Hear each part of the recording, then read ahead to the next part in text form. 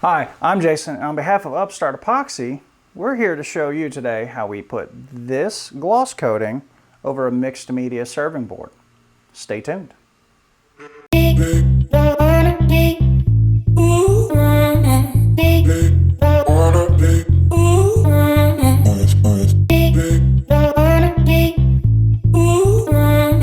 Jason here for Upstart Epoxy, and today we're going to be doing an interesting little pour. So we've got our river style serving tray here with our cutouts for our handholds, a couple chamfered edges but not on the long edges, with the epoxy river running through the center. 2 pieces of walnut, so we're going to get good figure coming through when we use our super gloss coating. And so this is an application that we're doing where we have done a previous resin pour and sanded it down to about 220 grit. And now we are going to gloss over this mixed media. We had a kind of a ghosty translucent green for the resin pour.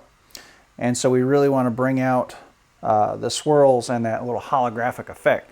And the super gloss coating is going to do that really well because it's this optical grade, just optical quality.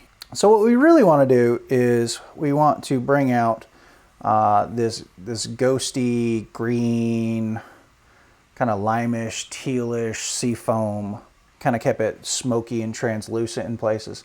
And the super gloss coating is really going to bring out the figure of both the wood and the graphic effect of the metallic pigment in the resin. So what we're going to do is we are going to mix up some super gloss coating by weight, because it's a little bit easier for smaller projects like this to do the weight that you want. We are going to use a 2-vessel pour, which is we weigh out our ingredients in the first vessel, mix it up, and scrape your edges, scrape your bottoms, things like that. And then without scraping the edge of the container, you pour it into the second container. And then you mix the second container. And this is the container that you pour from. That's to make sure that there are no unmixed parts of the resin that are going to affect the cure. Because the last thing you want is to think that your project's done and go stick your thumb on it, and then all of a sudden, you got to redo everything. But we're going to show in a different video just how easy it is to fix mistakes that are bound to happen. So first thing is first, we are going to weigh out. We've got this handy dandy little weight scale here on the back. It is mixed to a 1-to-1 ratio by volume and a 100 to 83 parts resin to hardener. So we're going to mix up 200 parts of the resin because we're going to use a little bit more for its coverage. All right, 200 parts resin and 166 parts of hardener. All right. Now the secret is to do it right the first time, every time, and then you never have any problems. But I'm not that good. So anyways, resin, 2 parts, starts out nice and clear. And as you start to mix it, it gives you a nice little indicator of turning cloudy. And so that's how you can tell that the resin is being mixed. And you want it to go from cloudy to clear. We go over this every time. This is really important because unmixed parts of the resin won't cure properly. They'll either cure too fast or too slow or won't cure at all, which means you can go from having the nice full hardness cure to something that's a little bit tacky. So when you grab it, it sticks to you, and you definitely don't want that. And a lot of people have problems with like cup impressions. Like they stick their cups on the coasters and they wasn't mixed properly or it didn't cure properly, and it leaves the impression on the coaster, and that does not look good for anybody. So make sure your measurements are right. Do your 2-vessel pour, scrape your edges, be thorough. Take your time. You've got 20 to 40 minutes of open working time with this stuff, so there's no rush.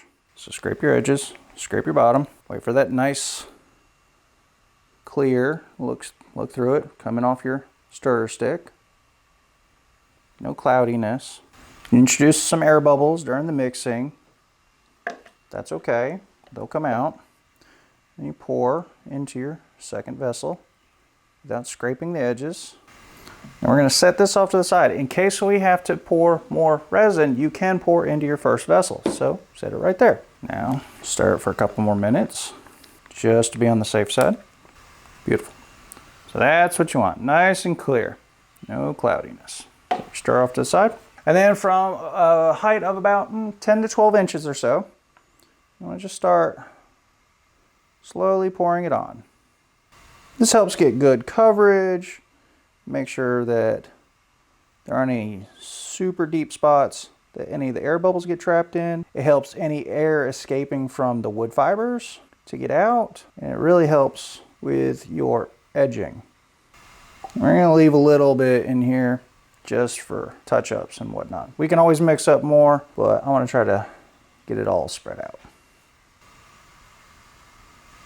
All right, there we go. Now, fun part, getting a little messy. You just want to, not really moving it around, you're just kind of helping it reach all the edges, filling all the gaps, everything like that. You want it to stay nice and thick, because gravity's gonna level it out for you. So we don't have to get too involved in this. We're just kind of here participating. All right, we brought it to all of our edges. Now we want to make sure that all of our nice little chamfers get a nice spill over. And now we have some of these interior cuts as well for the handholds that we want to make sure that we get the chamfers and the sidewalls done as well. And so what this is doing is this is breaking the surface tension so that any epoxy that follows it will have a path of least resistance to follow. And that's really what you want. And that's going to guarantee your nice even coverage. So a little bit of edging here. The more edges you have, the more facets and chamfers you have, the more involved you have to be. But that extra bit of geometry is kind of nice in the finished product. All right, looks like we got good coverage. Let me come around to this side a little bit, see if we missed anything. All right, now what we're going to do is we're going to take what little resin we have left and do a couple little drizzles near the edge. And this will help fill in that material that's pouring over the sides. Keep things nice and even. All right, good spillover. So now that we've got our coating and we've got all of our edges touched up, now we can do the fun part. Let's take off your gloves so you don't ruin the rest of your gear. Now, two options for degassing, for debubbling. It's not really necessary, but we do recommend it just for that added safety measure. Denatured or isopropyl alcohol. Alcohol is a solvent for the epoxy. And what that does is when you spritz it on in a mister bottle, it actually helps break the surface tension and to pop those bubbles. It also helps with edge spillover because it's forcing the epoxy to separate and come back together and fill in the gaps.